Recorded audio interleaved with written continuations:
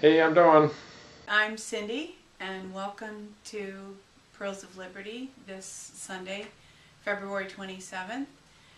Today we'll be talking about a few things that are in the news this week, and then we'll be focusing on the entertainment industry since this is Oscar Day, Oscar night, however you prefer to look at it.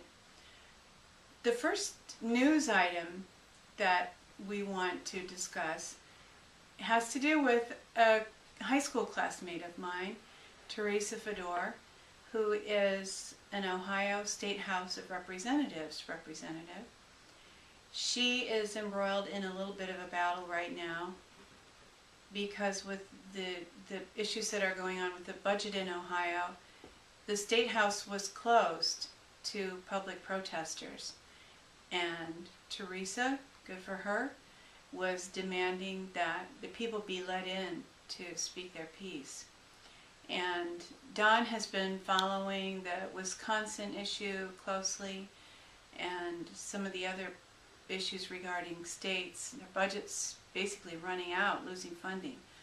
So, Don, would you catch us up a little bit and give us some information? Okay, I wouldn't really say that I'm following it closely, but I have an observation kind of to put the whole thing in context.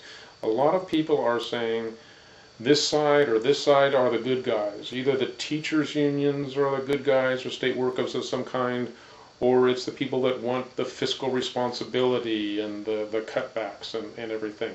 And I alluded to this in a previous week that there really can't be any cutbacks that make the government work, and there really is no true good guy in this situation. But I want to step back even from that and to say what we have here is a setup, and this is something that the globalists do worldwide, and this is now happening in America, where they will create the sides to have this chaos, and then their expertise is bringing the order out of chaos that they surreptitiously create. So in this case, broadly speaking, across all of America, what has been accomplished over the past decades is the creation of a dependent class. And almost all Americans, myself included, when you hear the phrase dependent class, you think of people on welfare, you think about people on the government dole. We don't usually think about people with government jobs, and we don't even usually think about teachers and other state workers as being government dependents, but they actually are, because teachers and other federal and state workers get their salary from the government. So what you have here is the creation of a dependent class of people, largest in this case is teachers, and they are dependent on the government continuing in order to get their paycheck. And you have people trying to be fiscally responsible or trying to grandstand, whichever way you want to put it, that are in opposition to those that are in the government dependent class. And so that's the setup that we see here, and there really is no easy answer. This really is a manufactured chaos, or a chaos setup situation, out of which there will be an attempt to bring in a new order. And hopefully we will be able to resist that. And understand it, and know the mechanism behind it. It's hard for me to see how teachers can really have a whole lot of public favor when virtually all Americans know that the quality of our education has gone down significantly, and we're one of the least educated developed countries in the world these days. And for that reason, even though yes, we can blame administrators and the public education bureaucracy for a large part of the problem, the teachers are not going to have a whole lot of support in this. So we do see a big crisis looming that we hope we can be wise to help maneuver out of without falling into whatever trap develops. And we don't know exactly what that is yet, but I'm just saying let's be aware of the bigger picture. And anyone who is interested in learning more about the issue of education and how and why it has become weaker would probably be interested in watching the videos on YouTube that have Charlotte Iserbyt, Iserbyt, discussing the downfall of. And she's an amazing person, yes, absolutely. She has a book out available for free PDF on the website deliberatedumbingdown.com. Charlotte Iserbyt was one of the policy directors in the Department of Education in the Ronald Reagan administration, and she did her best to warn Ronald Reagan and others in that administration about what was really happening behind the scenes. There was clearly a movement to merge our educational system and standards with that of the Soviet Union, and it is on record now, a matter of record. And education is, in this country, is not what it looks like on the surface. It's not really about education. It's about maneuvering children into a controllable paradigm and allowing the state to be able to control the children and future generations. We won't discuss it a whole lot more than that right now because Charlotte can do so much better a job at explaining than we can. So do look up her YouTube videos. Her name is on the screen, and if you do a simple search. She's a breakout from the Skull and Bones family, so this is insider of insiders information, and really mind-blowing stuff. It's excellent. Our next news topic is the earthquakes in New Zealand. They had a 6.3 and some afterquakes, and the Truther girls have been wondering whether HAARP engineered those quakes. And if you would like to learn more about that, again, we won't cover it in any depth because the Truther girls do a great job. But Don, did you have some comments on that? Not really. I just noticed that Joel Skousen also mentioned it, and he is one of my most reliable sources, a very knowledgeable individual, a second generation, a exposer of the Illuminati and the manipulation of the world government structure. So he also mentions that this earthquake was highly suspicious. I haven't had a chance to look into the details on that. And Don, I believe that you had a little more insight regarding Egypt, Libya, what's happening in the Middle East. Would you like to make some comments on that? Refresh my memory exactly what that was.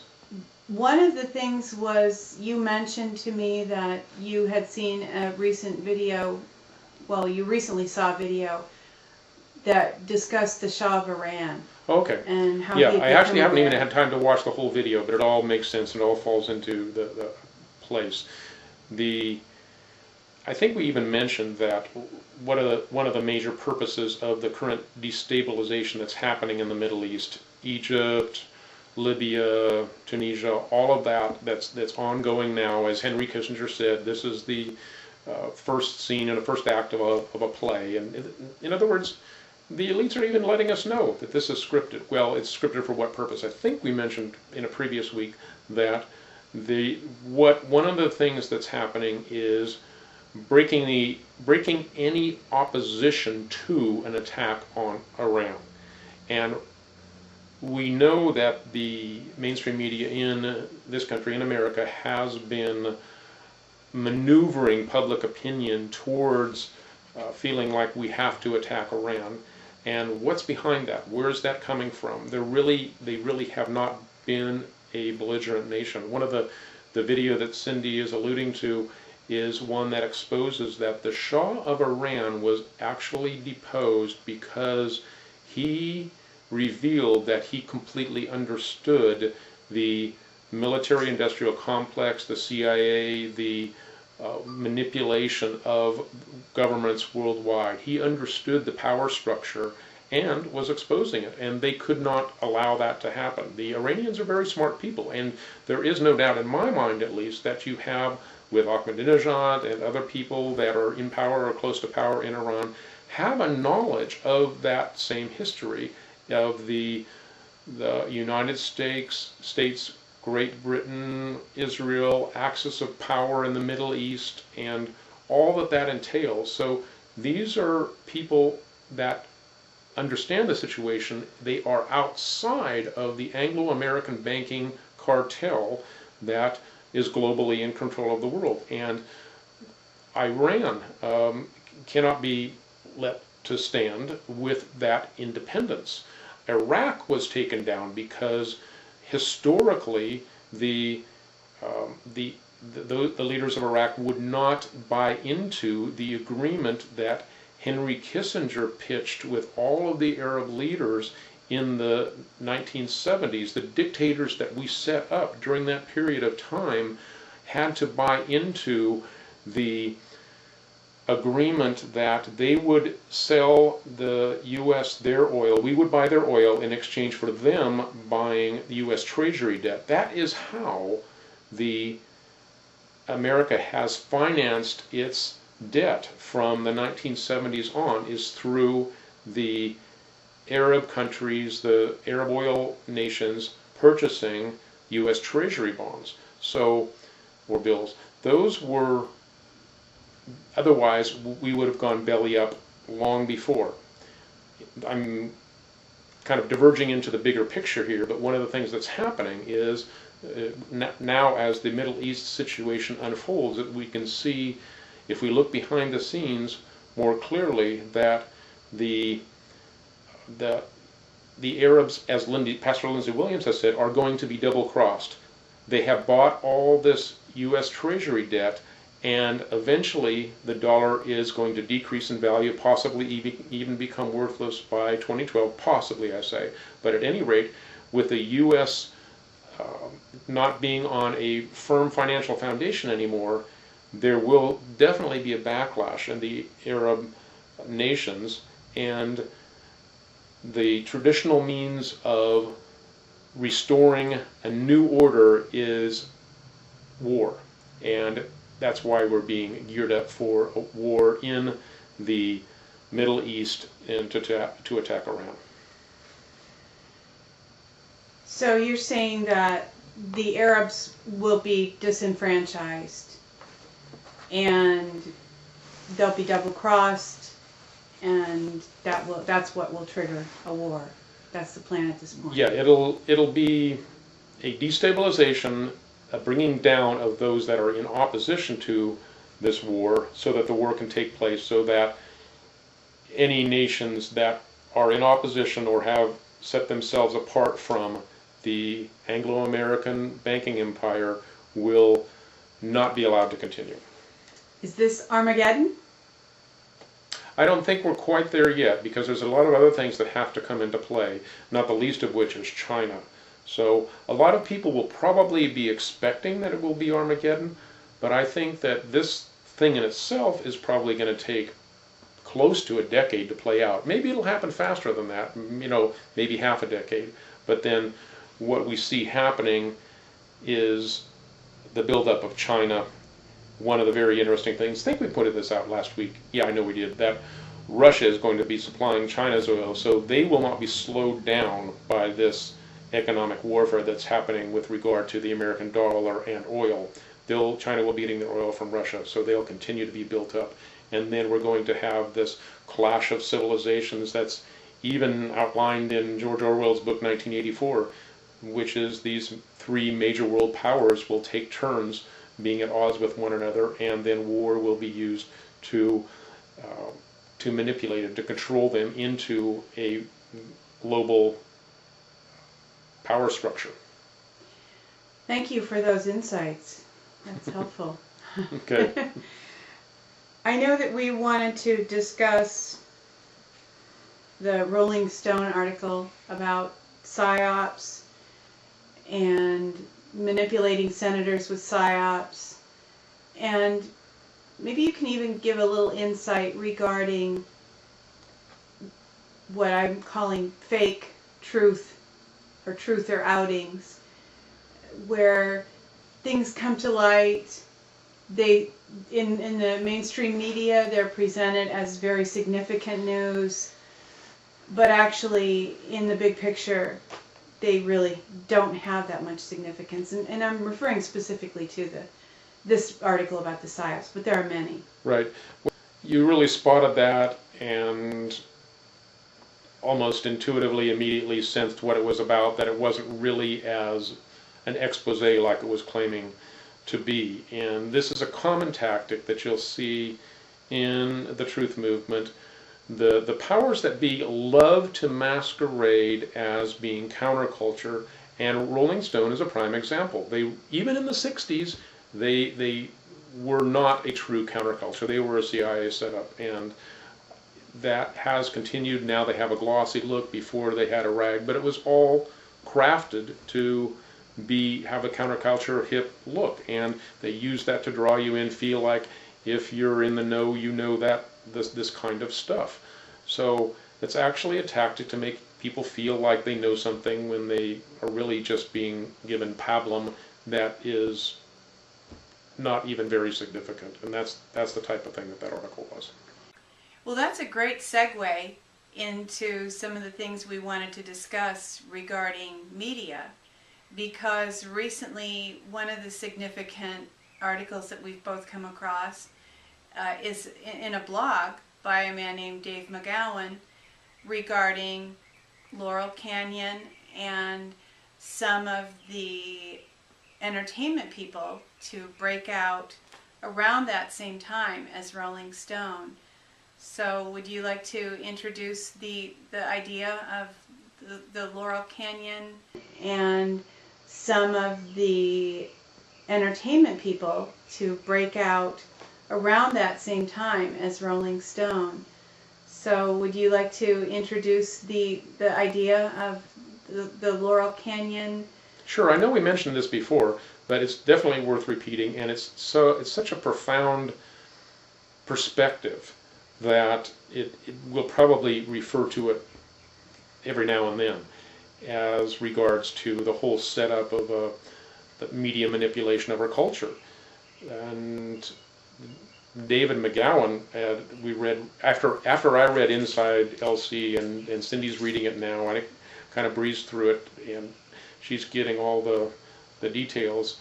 But only recently did we learn, by reading another piece about him composing this series, that he was right in the midst of it and didn't see it, and has written books on mind control, etc., and was given this gift about sort of a pictorial thing about the beginning of the hippie generation, and his trained mind began to see all these connections. He couldn't believe that he was seeing all this stuff that he had been in the midst of and had never seen, even though he was trained to recognize this stuff later on.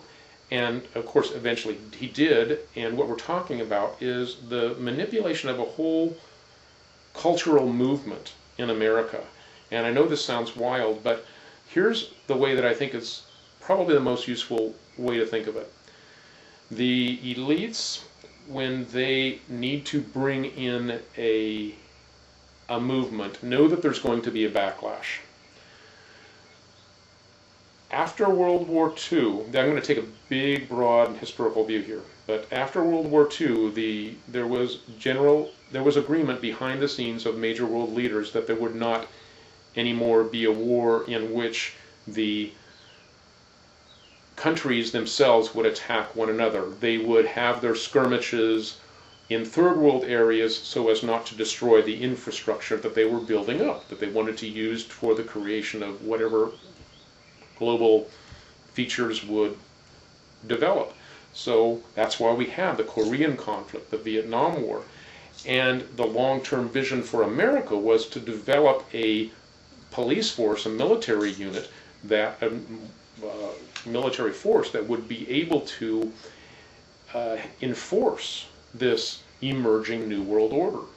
Well, the first test of that was, in the very smaller sense, was Korea, and then escalating to a larger push into Vietnam.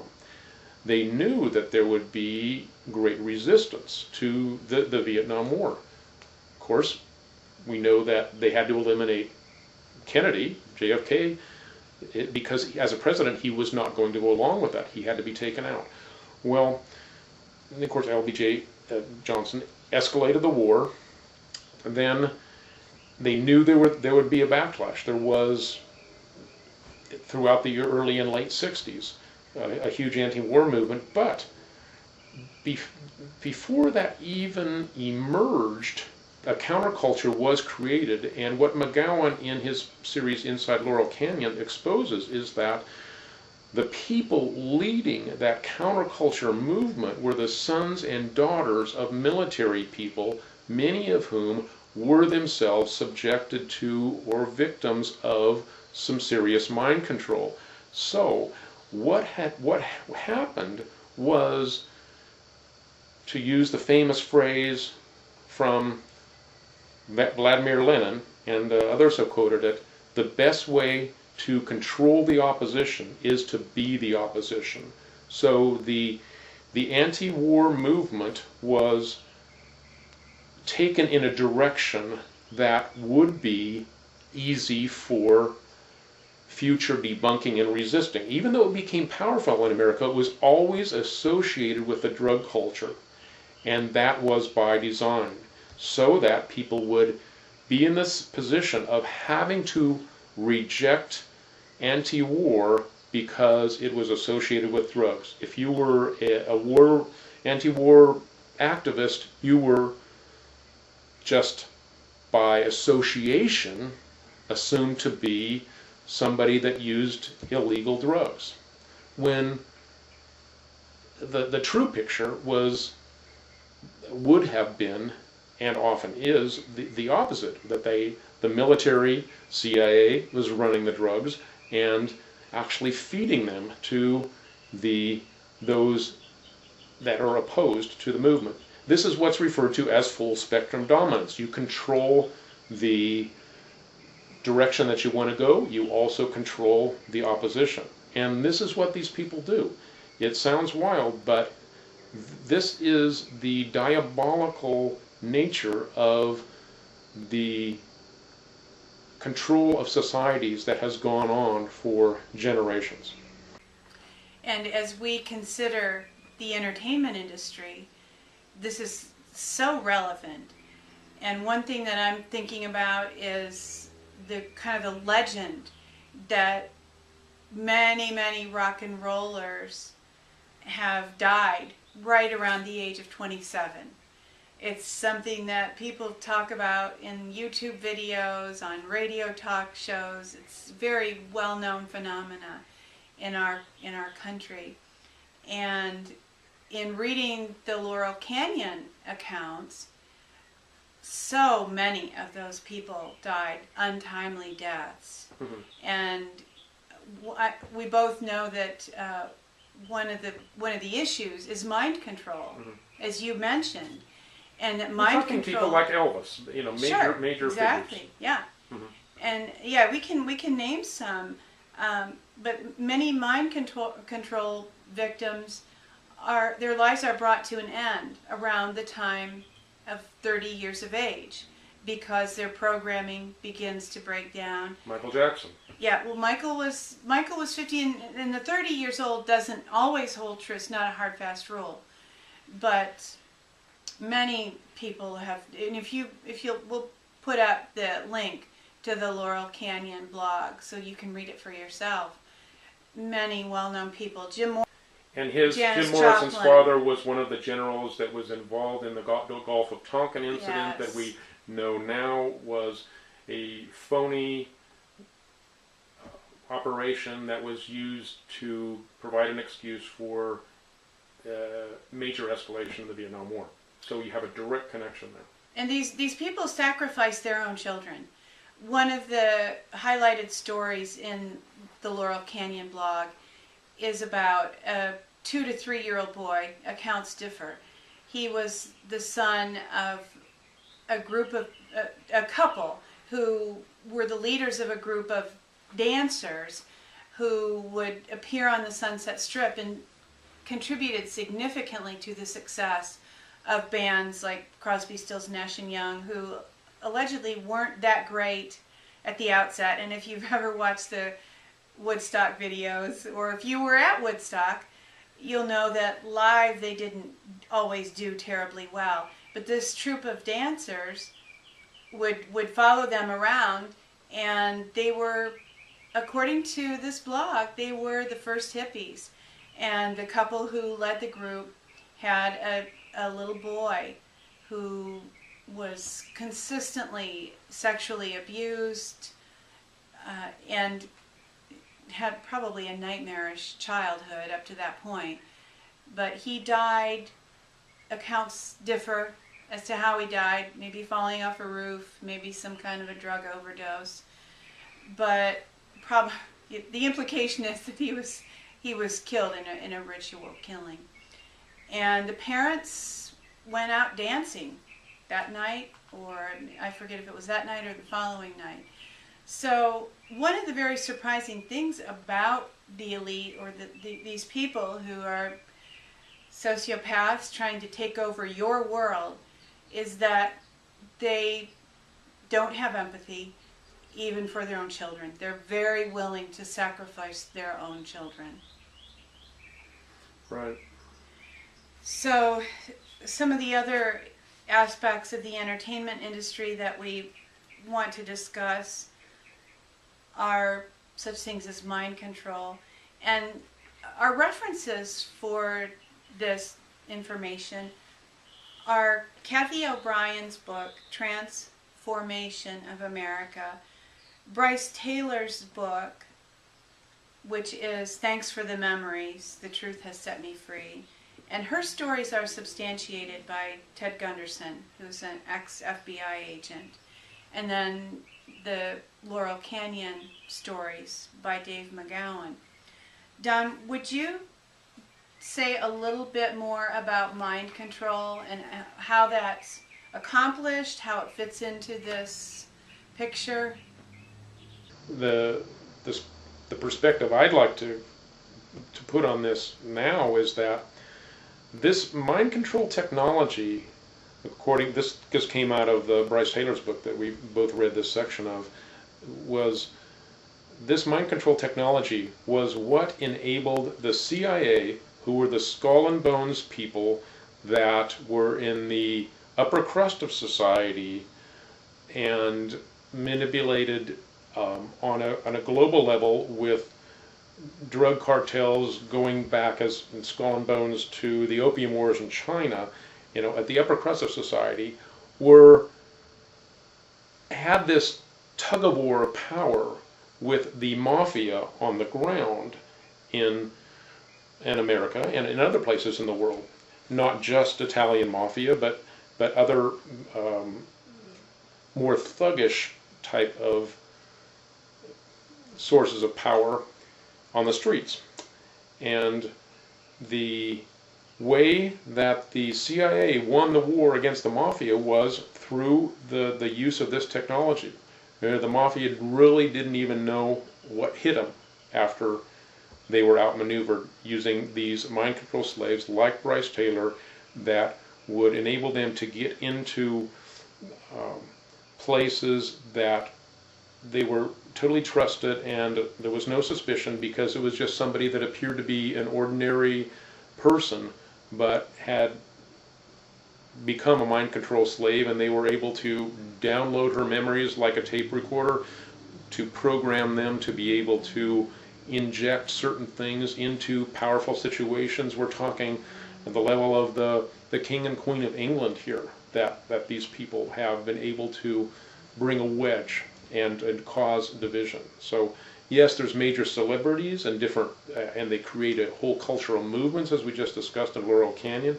They also get people in bedrooms worldwide to divulge secrets and to create division where the unity would better serve the people. So the details are all in Bryce Taylor's book and Kathy O'Brien's books.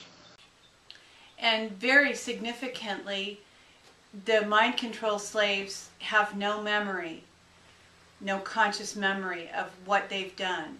So they can pass in and out of situations. Bryce Taylor gave accounts of being a high school student and going to be prostituted by her handlers to a president of the United States in the evening, and waking up the next morning and being flown back to her high school in the West in time for her afternoon classes. And the memories of these things were, her conscious memory was completely erased. And one of the films that I've been thinking about recently in this context is the film Blade Runner. Henry Kissinger stated, according to Bryce Taylor, that it wasn't necessary to build robots because human beings could be made into robots. And the film Blade Runner is about robots who are created, and the tagline of the corporation that makes them is more human than human. These mind control slaves are very much humans, but Ronald Reagan referred to the girls as it. When he didn't say she, he would say it. And Kathy O'Brien and Bryce Taylor both gave accounts of that experience. And the film Blade Runner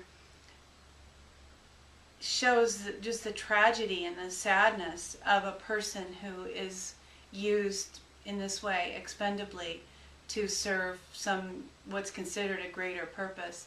And one of the great lines in that film is, all these memories will be lost like tears in rain.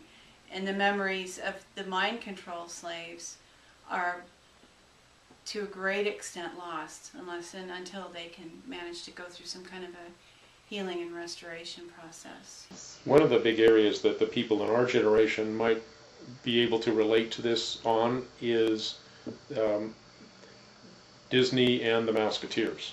Do you want to say anything about that? Now, we're not saying necessarily that all of these people ended up being mind controlled, but it does highlight the extent to which our culture is manipulated. It definitely does. With the Disney culture, and we don't know specifics. We haven't read anything about Annette Funicello or a lot of the Mouseketeers, although some of the more recent ones, people have speculated whether they're mind control slaves. But Disney in general is fairly well and widely known for incorporating obscene images into cartoons, and there seems to be a lot of subliminal messaging that goes on in the Disney films and in the Disney culture itself. Bryce Taylor gave accounts of having been taken to Disneyland for parts of her training as a very young child. She was placed behind a boat and dragged in the water when she was, I think, 3 years old as some kind of a test to see how great her endurance was. And she was introduced to Walt Disney and taken frequently during her childhood to Disneyland for aspects of her training. And unlike most children, she dreaded going to Disneyland without consciously being aware of why, of course, because she didn't have the conscious memories until much, much later. So if you're a big Disney fan, you feel like you're protecting your children by only letting them watch Disney, think again. I'll go further than that. I'll say that Disney is actually Illuminati that was set up to bring down honest, wholesome values in American culture. And we can probably provide, and I know we can, website links that people that have done research that can fully back up that claim. And think about it, the way that the cultural manipulation happens is not by doing something overt that people can recognize. It's subtle, it's mixed in with other stuff so that you create acceptance. You move the envelope from what people will accept so that changes, that shifts into something they wouldn't have accepted before. One of the early Disney movies, Fantasia, was well known to do that. There's been this, the whole association of Disney with magic that was running counter to American Christian values that were deeply a part of our culture, so that began over time to shift.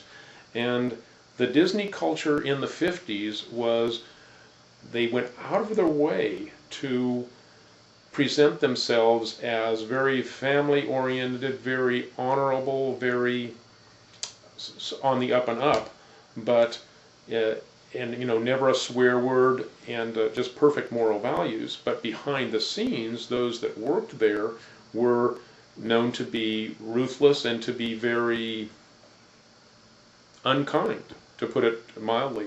So it's been within the Disney a long-term strategy of cultural deception.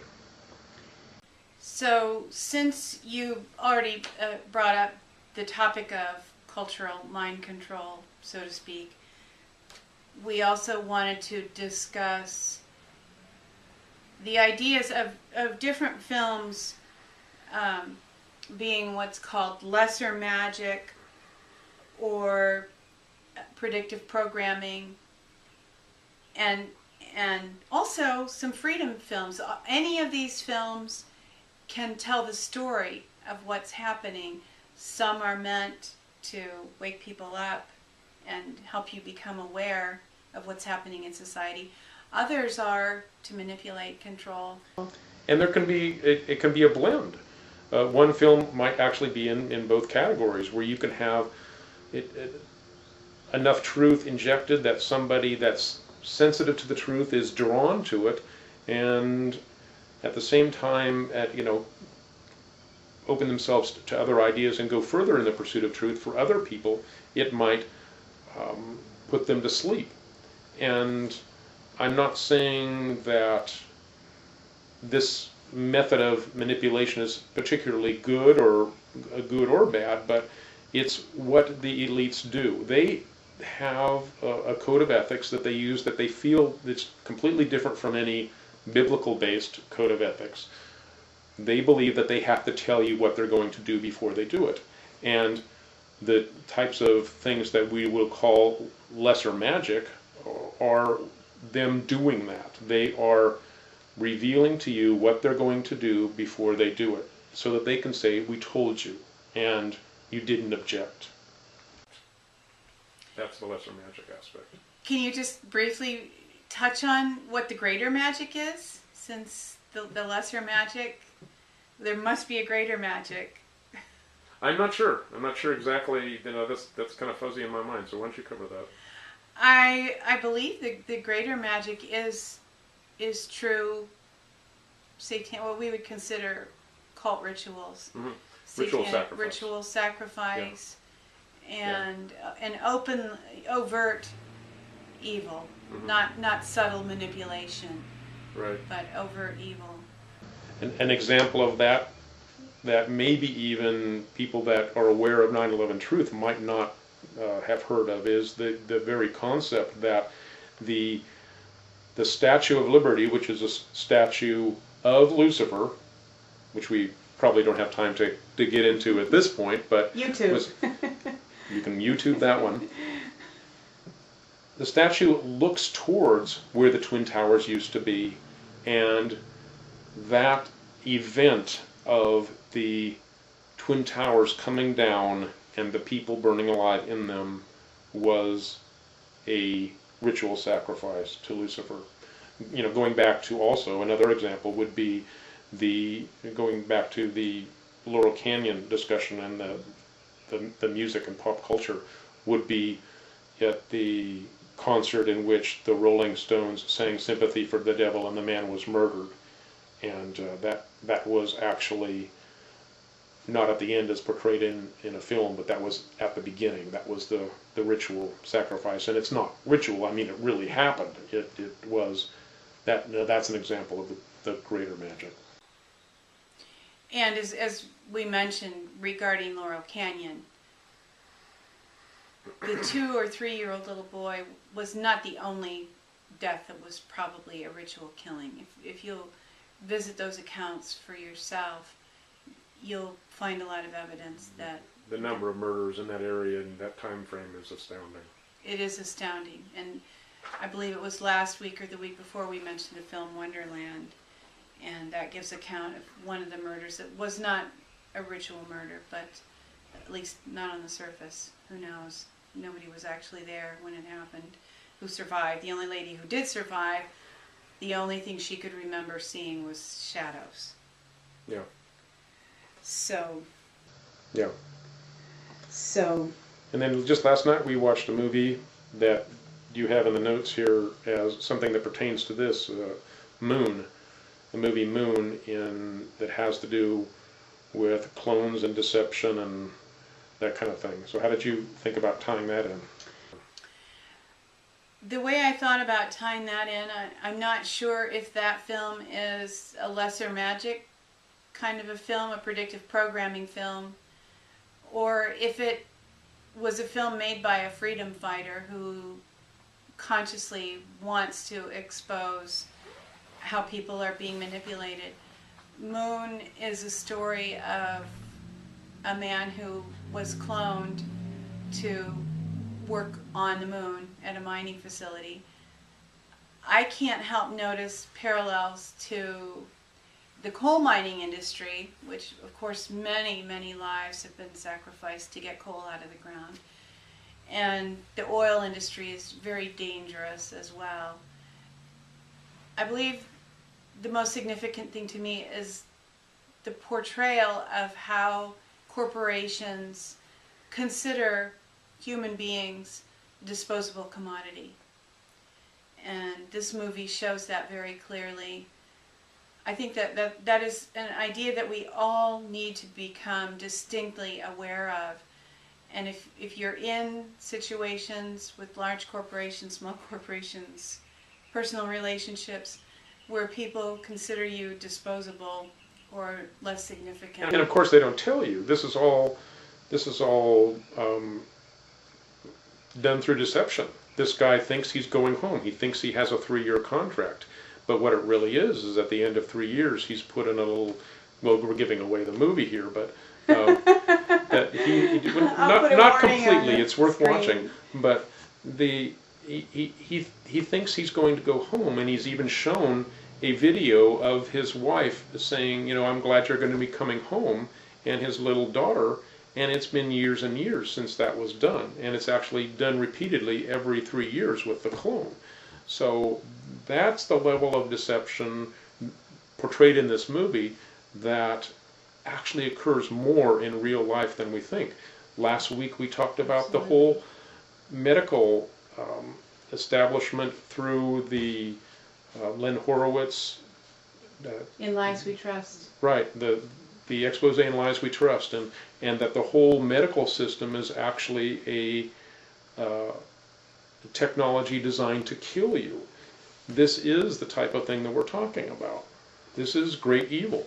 And the value of films is that because it's a dramatic portrayal, it unlocks things in your subconscious.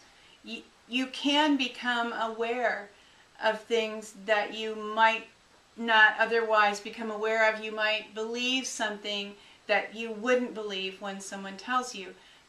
Now, the caution is your subconscious is all involved in this, and people who are aware of how to manipulate your subconscious have, believe us, no qualms about doing so. That's an issue regarding the music industry as well. Music is known to evoke certain emotions, to lock in certain memories. So we love films. We love to, that's how we spend a lot of our leisure time. But as you watch films, we hope that you will be aware and alert as you process what message is this really giving, And even if it's a comedy. As you step back, you know, years later, you can see, once you have this understanding, this knowledge of the manipulation of culture, you can look back and you can see times in which this was done and how it was done. And I'm thinking about the James Bond series of movies, and those were written by Ian Fleming, who was a an MI6 agent that developed these scripts purposely to create an atmosphere for the Cold War. You had the Russian enemy, you had the great and seductive Anglo-American spy, James Bond. So this created a mindset of a generation in which it was romantic and cool to be out to get your deceptive enemy, you know. And the same thing is happening today, but we can see it through whole eras in the past. Today, but we can see it through whole eras in the past. That's true. So as you watch films, look for truth, look for falsehood, and try to understand the message that someone's trying to send. And another issue in Hollywood currently is the real life issue of people who are what we would consider film stars. And two specifics that we'll mention are Charlie Sheen, and I think Don will have some things to say about Charlie Sheen, and also Randy Quaid. Please look up his YouTube video on Star Whackers. It's him discussing his struggles to maintain his fortune that he's accumulated, to maintain his property. There are people who have actively worked behind the scenes to take that all away from him. And while influence and power are one of the big motivators of this behind the scenes evil in Hollywood, another is simply money. And if you'll look up the Randy Quaid video, you'll see how they're trying to disenfranchise him, take away his money. And of course, money is a road to power.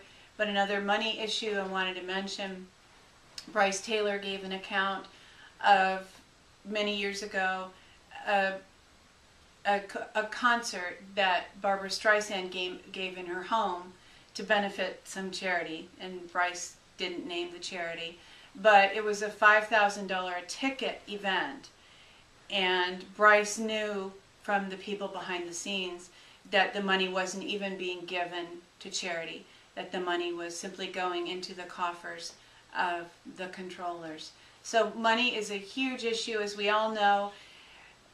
Hollywood films are some of the biggest money makers left in this country. One of the few industries in this country that still makes money for a little while, with lots of competition from India. And we've been watching a lot of foreign films recently. With that thought in mind, one of the observations that you've made that I thought was quite insightful is that in terms of development of technology, the main area where we've seen that happen is in media that has been entertainment related. Things that in the past you might have thought where we would have made great strides forwards in terms of tools that would help humanity, you would have thought it would have had to do with energy and other labor-saving devices, but yet we're on this treadmill, and the only thing that seems to be advancing in terms of skill is, or skill capability, is the media, the thing that captures our attention in the time away from the treadmill. Yeah, there's a new TV that is the greatest, that everybody has to have one. That happens, what, every 6 months, every year? And when's the last time somebody came out with a better solar generator, or even a solar generator? And we know that these new high-def TVs and this new technology is actually designed to further entrap your mind, to further put you in this suggestible zone. That's on record with these flicker rates are designed to be hypnotic. So they just keep advancing that technology. Fortunately, the flip side of it is that the technology, even though it's outdated in terms of the the big wig production studios is that we have all this other technology that we can use to put this out on the web. So it's a double-edged sword that this media tools getting into the hands of the people, but we also have that technology being used to entrap people. Can we jump back, and would you say a little about Charlie Sheen? Yeah, Charlie was on Alex Jones' show this past week, and Alex was kind of surprised at how this really got out of control, because Charlie was really wild, and he had a lot of anger, and he vented that anger. And apparently, we don't, except for a few minutes every now and then, watch the show 3.5 Men. It's apparently a very well-known show. We're not into sitcoms, we watch movies. But Charlie's show is very successful, but he had been apparently for a long period of time, I guess it's a month or more, been subjected to this ridicule by these vanity ads from one of his bosses. And he went on a tirade in which he made allusions to people being little and how he was going to squash them and that kind of thing. That really was just the bottled up anger that he was not able to release, because he was not allowed. He was told, you will be fired if you will respond to these attacks that we're making on you. So he was put in this incredible pressure cooker situation, went on Alex's show and then just blew. So that became an international story, and they canceled the show at least for the rest of the season. 4 more shows, not going to happen, of the 2.5 Men show. So that actually is, looking at it from an InfoWar perspective, a really, really good thing, because the show on which this happened, of course, was Alex's show, which the whole purpose of it is to expose the New World Order and 9/11 Truth, etc. And Charlie's a big proponent of 9/11 Truth and gets ridiculed for that in the mainstream media. But more and more people tune in, because Alex was on interviews with major networks about this incident, cluing people into the fact that this true upstart show, not a part of the mainstream media, was out there, and that big stars like Charlie Sheen knew about it and are for it. That draws a whole bunch of listeners. And I thought it was that Alex is there on the show, knowing that these new people are tuning in, and I thought it was great what he decided to talk about. He decided to talk about the flicker rate of light bulbs and how we're all forced to buy these highly toxic light bulbs that have mercury in them that are very displeasing. And Cindy's, this is one of her favorite hot buttons, because she hates and is very sensitive to the flicker rate thing and the ugly light, the ugly mood that this light bulb creates. So the fact that Alex used this new huge spotlight to talk about that type of thing was encouraging to us. It is a breakthrough in the InfoWar. Alex actually talked about it as being on the level of when Matt Drudge broke the Monica Lewinsky scandal. So this is a good thing, that there's more exposure for people looking past the mainstream media into truth outlets like Alex's show. That's great.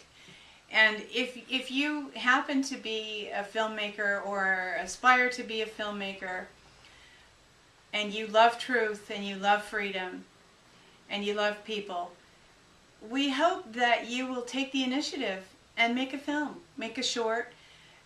As Don said, the equipment is available, whereas it used to cost, I forget if it was maybe $200,000 just for film, to make a film.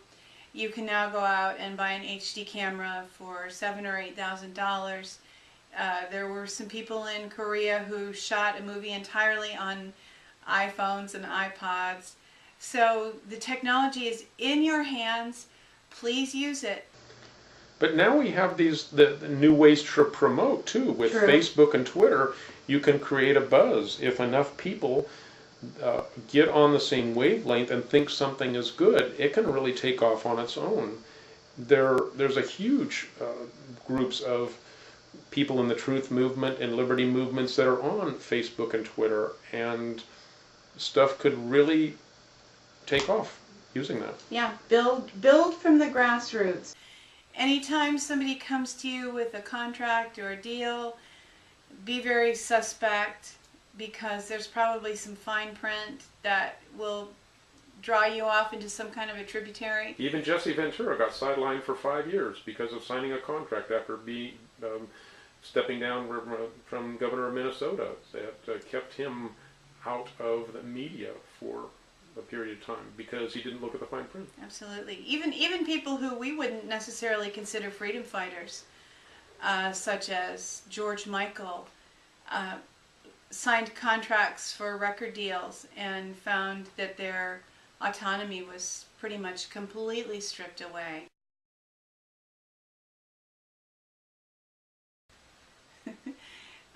Thanks for joining us this week. Next week we're hoping that our friend Vicki might be with us. She has spent some time in Juarez, Mexico, and has seen firsthand what it's like to live in what is considered by most to be the murder capital of the world. Sadly and tragically, it seems to have a lot to do with U.S. drug trade. We will probably be watching the Academy Awards this evening, and hope that if you do the same, you will enjoy them.